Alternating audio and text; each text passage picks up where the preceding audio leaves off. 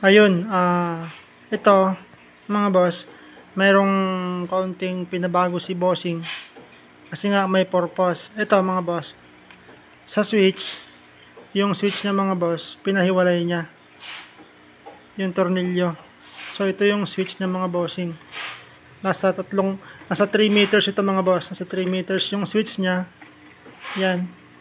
Kasi nga, gagamitin nila na pang sisid ito mga boss. So, ang nangyayari dito, yung parang yung ginagawa namin, yung switch saka yung wire ng rod mahaba. So ito, nakalagay lang ito dun sa may salbabida, pati yung battery. So hila-hila lang nung isang tao, tapos yung operator niya, mahaba yung rod at saka yung wire ng switch niya. So yun, pang malalalim sa mga boss. So ganun yung purpose niya, kaya nagpa-modified siya ng natatanggal yung switch. Ayan, oh.